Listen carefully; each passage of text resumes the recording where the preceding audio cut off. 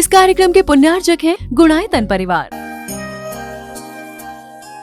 गुणायतन परिवार द्वारा भोपाल में बड़ी सार्थक पहल की गई है, जिसमें बच्चों को संस्कार युक्त और गुणवत्तापूर्ण शिक्षा देने का मौका मिल रहा है। ये बच्चों की व्यवस्था की गई है, जिसमें 6वीं 7वीं के बच्चे इस साल लिए जाएंगे और 11वीं 12वीं और सीए फाउंडेशन के बच्चों को यहाँ रखा जाएगा। ये मेधावी छात्रों को प्रावीण्य के आधार पर उसे प्रविष्टि मिलेगी। पूरे देश भर से प्रविष्टियाँ आएगी। प्रत्येक कक्षा में मात्र 30-30 बच्चों का ही चयन होगा और चयनित बच्चे वे होंगे जो अपनी प्रतिभा के बल पर चुने जाएंगे और उनको एक प्रकार की स्कॉलरशिप दी जाएगी। ये छात्रवृत्ति के तहत पढ़ेंगे। गुणायतन के समाज कल्याण की दिशा में एक बहुत अच्छी पहल है और ये सार्थक पहल है। इसकी शुरुआत भोपाल से हो रही है। ये भोपाल वालों के लिए बहुत गौरव का विषय है। इसके लिए गुणायतन के साथ विद्यासागर इंस्टीट्यूट और सेज और एपीटी, इन तीनों को भी मैं बहुत बहुत आशीर्वाद देता हूँ।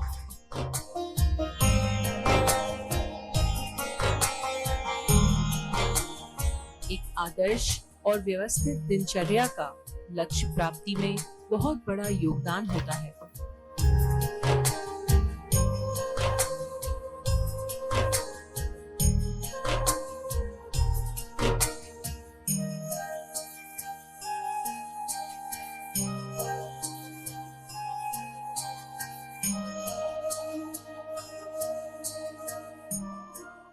हर मनुष्य सुख चाहता है और सुख की तलाश में हमारे सारे प्रयास होते हैं। पर कभी सोचा कि हमारा ये प्रयास किस दिशा में? हम अक्सर वस्तु, व्यक्ति, परिस्थिति या भाग्य, इन 4 पर केंद्रित होकर अपने सुख की बात करते हैं। हमें लगता है कि मेरे पास अमुक वस्तु का अभाव है, इसलिए मैं दुखी हूं, अथवा अमुक वस्तु मुझे प्राप्त हो जाए तो मैं सुखी हो जाऊंगा। पूरा जीवन उस वस्तु को पाने में या उस वस्तु को संरक्षित करने में हम खपा देते हैं। लेकिन इसके उपरांत सुख हमारे हाथ में नहीं आता। आया क्या? आज मनुष्य ने अपने लिए कंफर्ट तो बढ़ा लिए, लेकिन पीस कहाँ है? सुविधाएं तो है, शांति कहाँ है? ये सवाल अपने मन से पूछ रहा है कि मैंने वस्तुओं में सुख को खोजा और वस्तुओं का अंबार लग जाने के बाद भी सुख कहाँ है? आज तुम्हारे पास जितनी चीजें हैं, आज से 20 वर्ष पहले वो चीजें नहीं थी क्या? हाँ,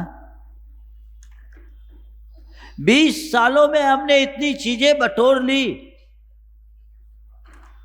जैसे जैसे वस्तुओं की वृद्धि हुई, मेरे सुख में वृद्धि हुई कि नहीं हुई, कभी विचार किया? हिसाब लगाओगे तो क्या पाओगे? थोड़ा हिसाब लगा कर देखो, माइनस में है ना। 20 साल पहले तुम्हारे मन में जितनी शांति थी, आज उतनी शांति है? समृद्धि बढ़ी पर शांति कहां चले गई?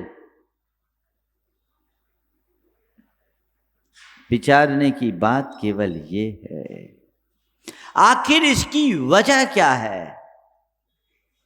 ये सवाल मैं आप लोगों के लिए छोड़ रहा हूं।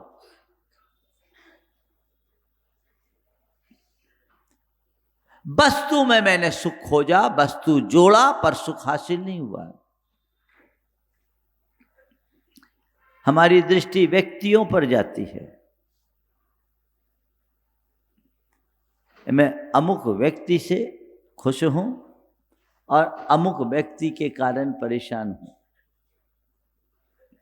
कोई भी व्यक्ति आपको पल में खुश कर सकता है और कोई भी व्यक्ति पल में आपको रुला देता है? व्यक्ति पर जब तक तुम्हारा ध्यान रहेगा,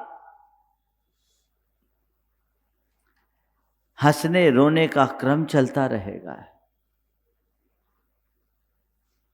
ये चल रहा है, लेकिन तुम्हारी दृष्टि व्यक्ति पर ही केंद्रित रहती है। लेकिन मजा तो तब आता है जिस व्यक्ति के कारण कुछ पल पहले तुम हंसे, वही व्यक्ति कुछ पल बाद तुम्हें रुला देता है।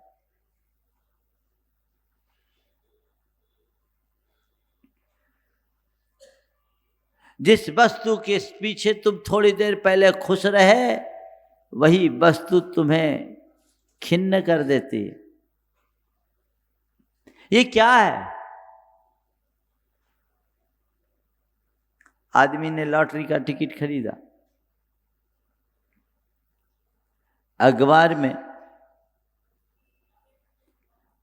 लॉटरी का रिजल्ट आया, देखा उसकी लॉटरी खुल गई, 1 करोड़ की लॉटरी खुल गई। मन खुश, स्वाभाविक है। महाराज जी 1 करोड़ की लॉटरी खुलेगी तो मन खुश नहीं होगा, ऐसा कैसे होगा? हो गया मन खुश, 1 करोड़ की लॉटरी खुल गई। शाम को मित्रों के साथ पार्टी दे दिया, 20,000 उसमें फूंक दिया। दूसरे दिन वही अखबार आया, उसमें एक विज्ञप्ति जारी हुई, भूल सुधार। भूल सुधार, कल जैसे प्रथम पुरस्कार की बात की गई थी, उसमें बाकी सब ठीक थी, फर्स्ट डिजिट में 1 लिखा था, उसे 2 पढ़िए। वही अखबार सिर पर रख करके बैठ गया। आज जो अखबार खुशी लेकर के आया, कल उसी के कारण मातम पसर गया है। अरमानों से भर करके बेटे की शादी की,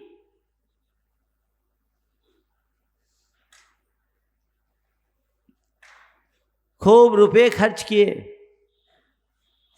मन में बड़ी खुशी। आज मैंने अपना एक बड़ा कर्तव्य पूरा किया, घर में बहू आ गई। किसी निमित्त के कारण बेटे के मन में खिन्नता ही, बेटा अलग हो गया। कल तक जो बेटा आंखों का तारा था, अब आंखों का कांटा बन गया। हो गया, होता है। दीपावली का समय निकट था।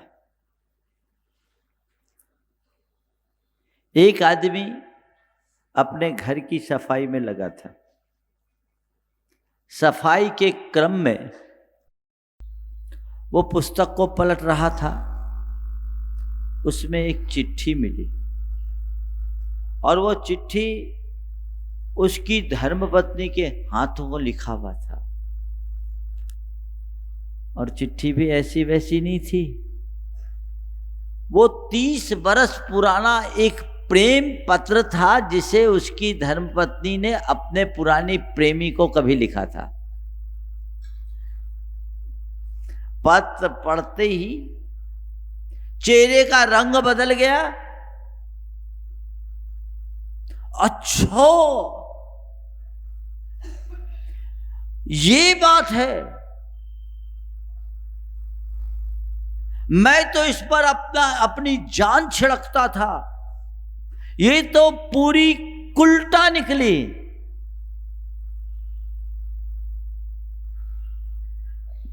क्या हो गया? पत्नी वही है, पत्नी का व्यवहार भी वही है,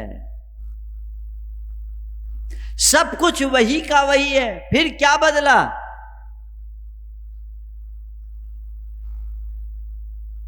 मानसिकता बदल गई।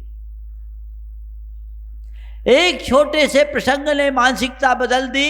जो प्राण प्यारी थी वो उसकी अंदर कुलटा की छवि दिखने लगी। ये हम सबका रोज का अनुभव है ना। अब सवाल है कि ये सुख पत्नी में था या मानसिकता में? बोलो, ये सुख चीजों में है या मन में? बोलो। परिस्थितियों का रोना लोग रोते हैं। क्या करें, मेरी परिस्थिति ऐसी है इसलिए मैं परेशान हूं। मेरी परिस्थिति थोड़ी ठीक हो जाए तो अच्छा है। धंधा मंदा चल रहा है, नहीं चल रहा है, कुछ क्या करे। कई लोग कई तरीके से परेशान होते हैं ना। अगर देखा जाए तो हर मनुष्य किसी न किसी प्रकार के शिकायतों में ही जीता है, कमियां ही गिनाते रहता है। कुछ ना कुछ उसके साथ चलता रहता है और एक दूसरे को कोस कोस करके अपना समय बर्बाद कर देता है। कुछ लोग हैं जो कहते हैं कि और कुछ नहीं, हमारा भाग्य ही खराब है, हमारे भाग्य में नहीं है, भाग्य का ही रोना रोते रहते हैं। संत कहते हैं चाहे व्यक्ति हो, चाहे वस्तु हो, चाहे परिस्थिति हो या भाग्य, इनमें सुख नहीं है। असली सुख तुम्हारे भीतर है, उसे पहचानो। स्वयं को पहचानोगे तो तुम्हारी खुशियों का रिमोट तुम्हारे हाथ आएगा। पहचानो उस तत्व को जो उसका मूल है। हम भ्रम में जी रहे हैं पर हमें अपने भ्रम का बोध ही नहीं है। कहां है हमारी भूल? कहते हैं हिरण को बड़ी सुगंध का एहसास हुआ, वो इधर उधर भागना शुरू किया। झाड़ी झाड़ी में भागता रहा, ये खुशबू कहाँ से आ रही, कहाँ से आ रही, कहाँ से आ रही, उसको कुछ पता नहीं लगा। थक करके गिर पड़ा। अचानक वो अपनी नाभि सूंघा, उसे नाभि से गंध आई। तब उसे पता लगा, अरे ये गंध तो मेरी नाभि में है, मैं व्यर्थ इधर उधर भटक रहा हूँ। सच्चाई यही है, आज हर कोई अपनी इस वास्तविक गंध से अनजान रहने के कारण बाहर की दुनिया में गंध खोज रहा है। वो भ्रम है। स्व को जानो। मेरे मन में भ्रम है, कोई मेरी प्रशंसा करता है तो मुझे सुख मिलता है और कोई मेरी आलोचना कर दे तो मुझे तकलीफ होती है ना। और मेरी प्रशंसा में मेरी जो प्रसन्नता है और मेरी आलोचना से जो मुझे तकलीफ है, इसकी जड़ क्या है? एक भ्रम। क्या भ्रम? मेरी प्रशंसा की। क्या प्रशंसा की? अरे इतने बड़े महाराज हैं, बड़ी ख्याति है इनकी, कितना बड़ा नाम है, गुणायतन प्रणेता है, शंका समाधान करता है, भावना योग प्रवर्तक है। रोज प्रवचन सुनने में हजारों लोग प्रतीक्षा करते रहते हैं। टीवी में लोग समय से पहले अपना टीवी खोल करके बैठ जाते हैं। अरे इतने बड़े साधु हैं। ये तुम कहो तुम्हारी भक्ति हो सकती है, मैं मानूं ये मेरा भ्रम है। तुम कहो तुम्हारी भक्ति है, भगवान की भक्ति, गुरु की भक्ति तो ऐसे ही की जाती है, बढ़ चढ़ कर गुणगान करने में भक्ति होती है, इसलिए तुम कहो तुम्हारी भक्ति होगी, पर मैं मानूं ये मेरा भ्रम है। पर जब मैं अपने इस काल्पनिक छवि को अपनी मानकर बैठता हूं तो पूरे जीवन उसे ही संभालने में लग जाता हूं, उसको ही संभालने में, उसके ही संरक्षण में लगता हूं।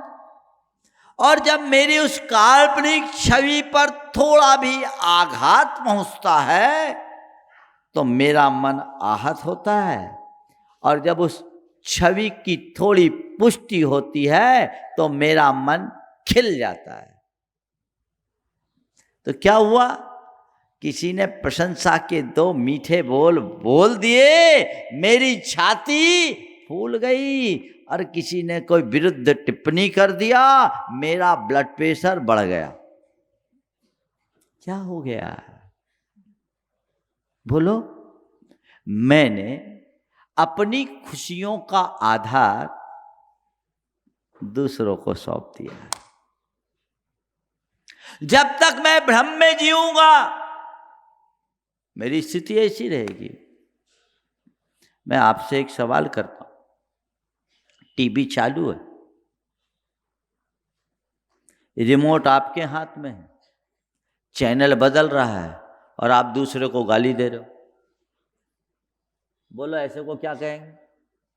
टीवी तुम्हारे सामने, रिमोट तुम्हारे हाथ में, चैनल बदल रहा है और तुम कह रहे हो उसके कारण चैनल बदल रहा है, वो चैनल बदल दिया, मुझे ये देखना था वो ये देख रहा है। ऐसे व्यक्ति को क्या कहेंगे?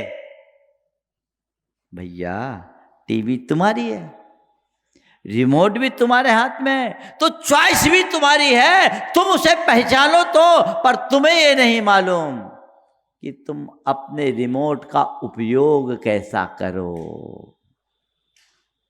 समझ में आ रही बात?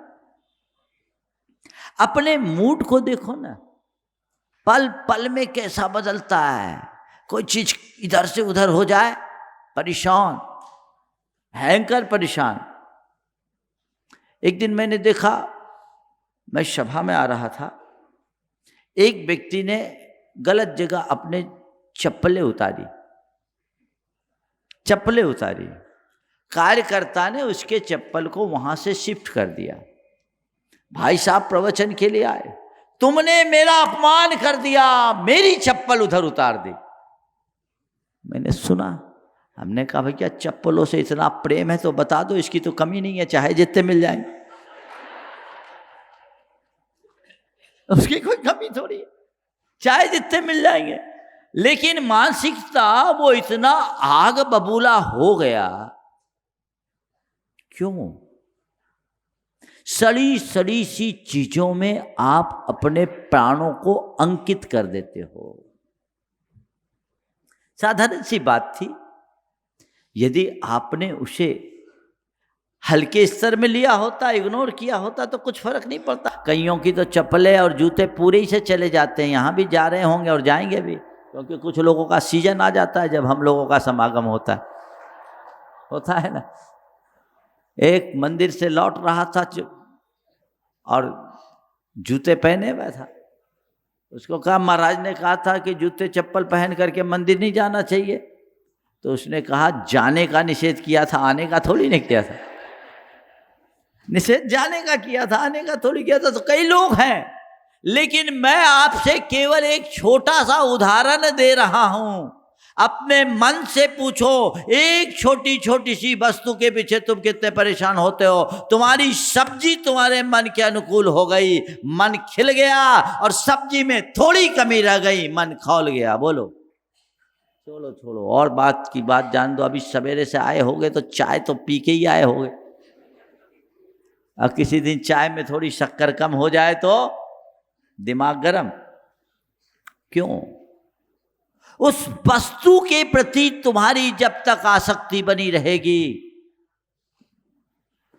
तुम उस वस्तु में ही अपना सुख माने बैठे रहोगे, और जब तक वस्तु में सुख मानने का भ्रम रहेगा, तुम्हारा रिमोट तुम्हारे हाथ से दूर हो जाएगा। तुम वस्तु में सुख मान रहे हो, यानी तुमने अपनी रिमोट उस वस्तु को दे दी। उस व्यक्ति ने मेरे लिए ऐसा कह दिया, अच्छा कह दिया, कह दिया तो कह दिया, क्या फर्क पड़ता है। पति आया घर, बहुत उदास सा था। बोले आज इतने खिन्न क्यों हो? धर्मपत्नी ने पूछा इतने खिन्न क्यों? बोले क्या बताऊं, उसने मुझे गधा बोल दिया। पत्नी ने पूछा तुम गधे हो क्या? उसने मुझे गधा बोल दिया। पत्नी ने पूछा तुम गधे हो क्या? बोले मैं गधा थोड़ी हूं। तो गधा नहीं हो तो गधे जैसा मुंह क्यों बना लिए हो? गधा नहीं हो तो गधे जैसा मुंह बना करके क्यों आए हो? यदि तुम्हें किसी ने गधा कहा तो यदि तुम गधे हो तो तुम्हें सोचना चाहिए, और गधे जो हो ही नहीं उसे पकड़ने से क्या फायदा। पर ये भ्रम बोध, भ्रम से आसक्ति उत्पन्न होती है, व्यक्ति को जकड़ लेती है, पकड़ लेती है, और उसके कारण व्यक्ति थोड़ी थोड़ी बातों में एकदम उद्वेलित और कभी कभी उग्र और बेचैन भी हो जाता है। यानी तुमने अपना रिमोट दूसरे व्यक्ति के हाथ में दे दिया। तुम्हारी दशा कैसी है? थोड़ी सी तारीफ हो गई, खिल गए, और किसी ने टिप्पणी कर दी तो खौल गए। ज्यादा देर नहीं लगती, पल में तुम्हें कोई हंसा सकता है, कोई रुला सकता है। थोड़ा अपने आप पर नियंत्रण करो, इस भ्रम से बाहर आओ। जो चीजें हैं जैसी है उसे उसी अनुरूप रहने दो, अपने आप को मोड़ने की कोशिश करो। तो भ्रम बोध में जो जिएंगे उनका रिमोट उनके पास नहीं रहेगा, लेकिन स्वबोध करोगे तो तुम्हें अपने रिमोट की पहचान होगी। जानो मैं कौन हूं। तुम क्यों व्यक्ति से परेशान प्रभावित होते हो? क्यों वस्तुओं से प्रभावित होते हो? क्यों परिस्थिति और घटनाओं से प्रभावित होते हो? क्यों अपने भाग्य का रोना रोते हो? तुम वस्तु नहीं हो, तुम व्यक्ति नहीं हो, परिस्थितियां तुम पर भारी नहीं हो सकती, और तुम भाग्य के ऊपर हो। इस बात को तो जानो। तुम कौन हो उसे पहचानो। मैंने अपने आप को अब तक जिस रूप मान रखा वो मेरा भ्रम था, वो मैं नहीं हूं, वो मेरा भी नहीं है। जब तक मनुष्य के हृदय में ऐसा तत्व ज्ञान प्रकट नहीं होता, जीवन में परिवर्तन नहीं होता। मैं कौन हूं, इस सवाल से ही जीवन की वास्तविक साधना की शुरुआत होती है। वो अपने अंदर जगाइए। बोलो अपने आप को क्या मानते हो? क्या मानते हो? महाराज अभी तक तो हम अपने आप को उसी रूप मानते आए हैं जिससे लोगों में मेरी अच्छी पहचान और पकड़ बने। यही मान रखें ना, जिससे मैं लोगों के बीच अच्छा माना जा सकूं, अच्छे रूप में जाना जा सकूं, वही मैं अपने आप को मानता हूं। ये तो मेरे मन की कल्पना है। मैं जो हूं उसे पहचानो। न मैं ये शरीर हूं, न मैं इंद्रिय हूं, न मैं विचार हूं, और न मेरे भीतर उत्पन्न होने वाले ये जो भाव है वो मैं हूं। उसे पहचानो। मैं शुद्ध बुद्ध चैतन्य आत्मा हूं, जिसका निंदा और प्रशंसा से कोई संबंध नहीं, जिसका मान और अपमान से कोई नाता नहीं, जिसका लाभ और हानि से कोई मतलब नहीं, और जिसे संयोग और वियोग से कोई अर्थ नहीं, वो मैं हूं ना। जीने से मरण से, हानि से लाभ से, निंदा प्रशंसा से, संयोग और वियोग से, शत्रु और मित्र से परे जो है वो मैं हूं। मैं तो पुण्य और पाप से भी ऊपर हूं। मैं क्या हूं? जिस पर कोई वस्तु हावी ना हो, जिस पर कोई व्यक्ति हावी ना हो, जिस पर कोई परिस्थिति हावी ना हो और जिस पर कोई भाग्य हावी ना हो, उन सब से परे मैं हूं। बोलो क्या है? क्या मानते अपने आप को? एगो हम शाश्वतो आदा नान दंसन लक्षण शेषा में बाहिरा भावा सब्बे संजोग लक्षण। मैं एकमात्र शाश्वत आत्मा हूं, ज्ञान दर्शन लक्षण वाला हूं। मुझसे भिन्न जगत के जितने भी पदार्थ हैं वे मेरे पास हो सकते हैं, मेरे साथ हो सकते हैं, मेरे नहीं है। वे महज संयोग है, न वे मेरे हैं न मैं उनका है, न मैं मेरे है न मैं उनका हूं। इस भाव बोध से ग्रसित होते ही जीवन की दिशा बदल जाती है। उस मैं को पहचानो, को हम सो हम। फिर कोई फर्क नहीं पड़ेगा।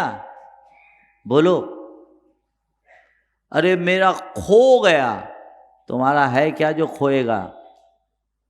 कभी समझे? स्वबोध से भेद बोध जगता है। भेद बोध यानी रहस्य का ज्ञान, भेद विज्ञान। और जिस दिन भेद विज्ञान प्रकट हो गया, जीवन का कल्याण पक्का हो गया। बिना भेद विज्ञान के आज तक न तो किसी का कल्याण हुआ है न हो सकता है। भेद विज्ञान तसिद्धा सिद्धा ये किल केचन तस्से अभावतः बद्धा बद्धा ये किल केचन।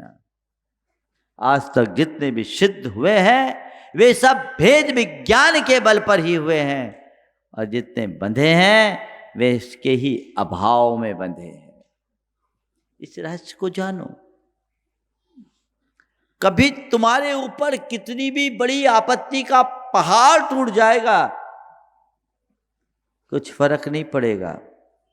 देखो, जीवन के तत्व को समझने वाले व्यक्ति अपने अंदर कैसी सहजता रखते हैं, और इस तत्व ज्ञान से शून्य लोग कैसे पल पल में परेशान होते हैं। पहले परेशान होने वाले की घटना सुना दूं, फिर सहज रहने की बात सुनाता हूं। मैं कोलकाता में था, जहाँ था उसी परिसर में पांडाल था। तो शाम के समय प्रतिक्रमण का समय था, तो मैं पंडाल में ही प्रतिक्रमण कर रहा था।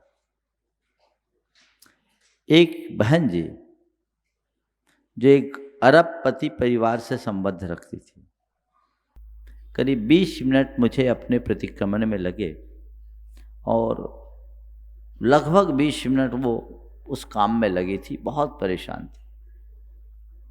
जब मेरा प्रतिक्रमण पूर्ण हुआ, मैंने पूछा, बहन जी क्या बात हो गई, बहुत परेशान दिख रही।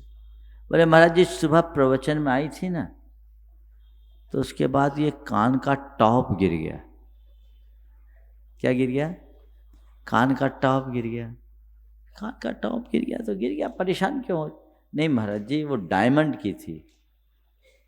ठीक, डायमंड की थी, देखो ढूंढो मिल जाएगा। महाराज आप तो आशीर्वाद दो वो मिल जाए। और इस बीच थोड़ी सी आंसू की धार बहने लगी आंखों से, बहुत परेशान।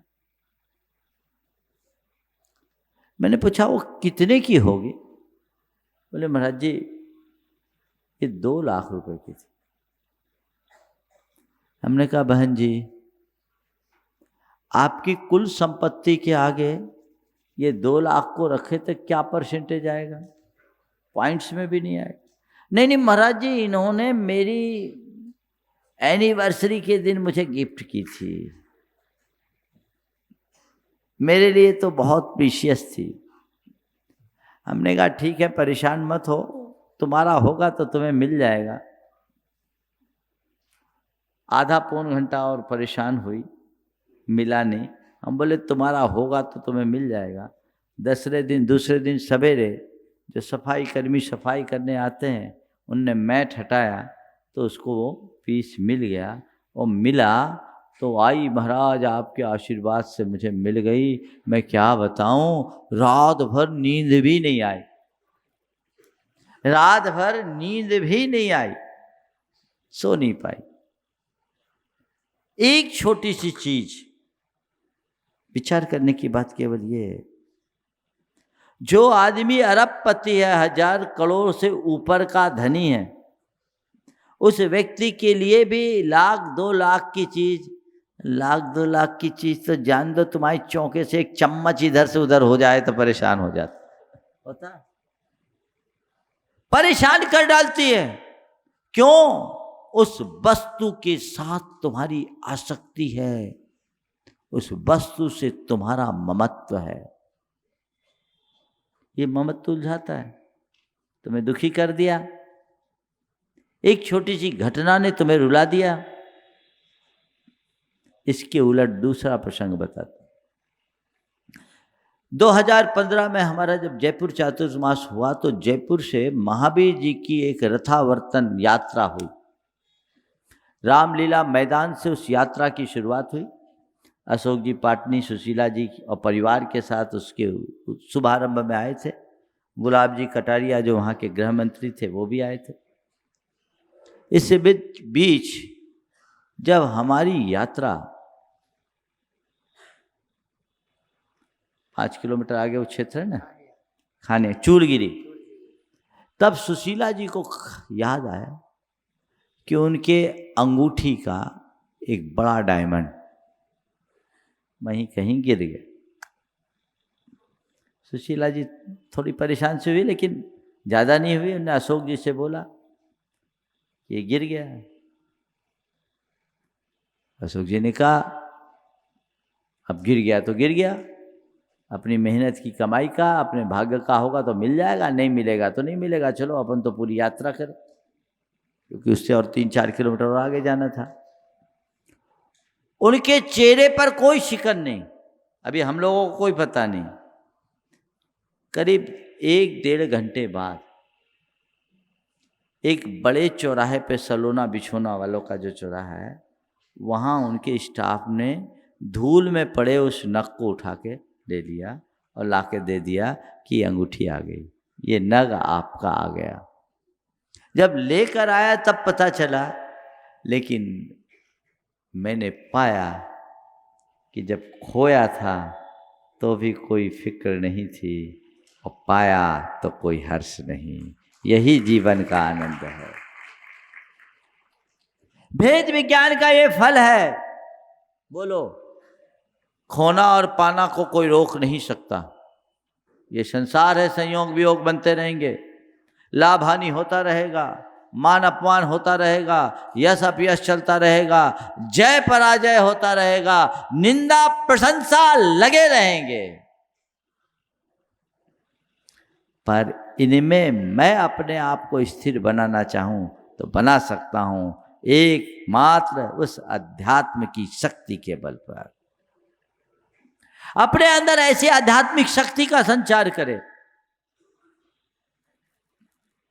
अगर अपने रिमोट को पहचान लो, ये तो मेरे हाथ में है, घटनाओं से प्रभावित हो गया तो बह गया, और घटनाओं का साक्षी बन गया तो स्थिर रह गया। बस आने जाने दो, चीजों से प्रभावित मत हो। छोटी छोटी बातों में उलझ जाते हो।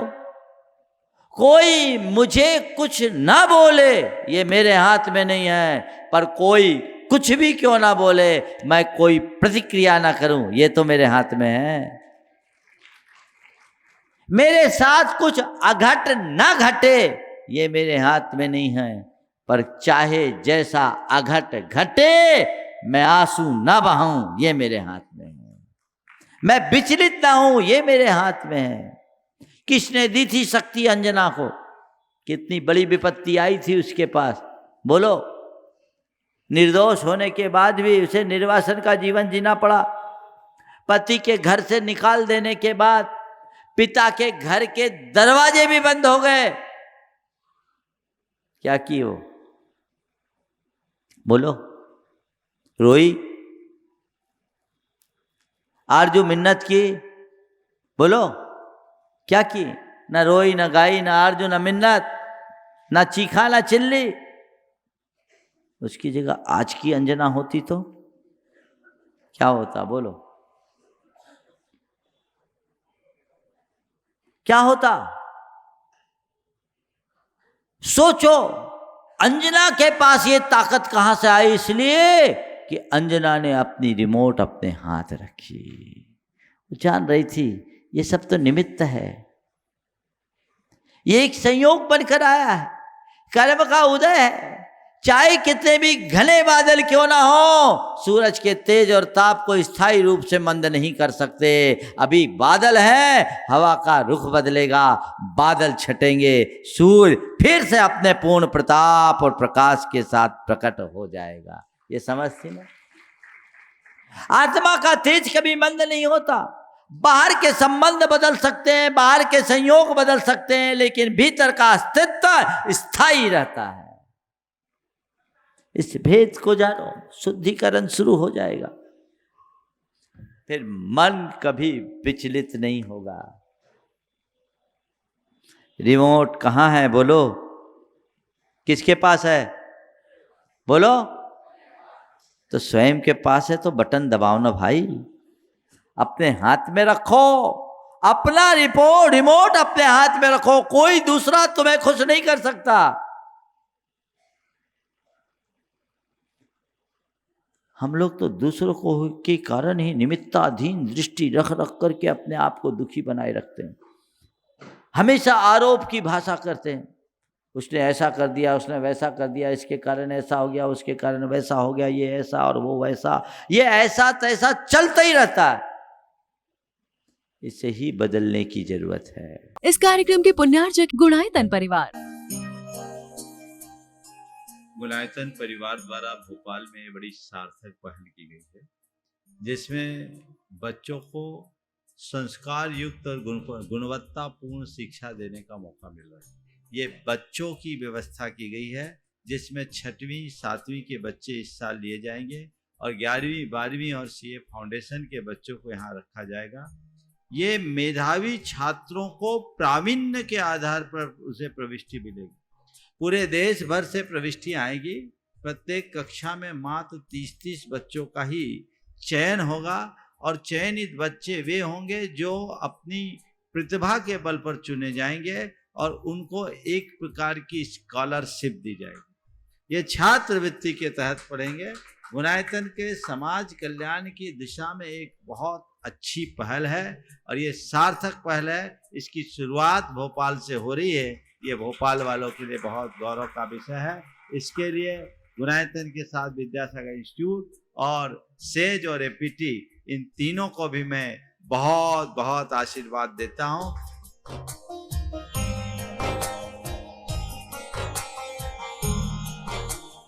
एक आदर्श और व्यवस्थित दिनचर्या का लक्ष्य प्राप्ति में बहुत बड़ा योगदान होता है।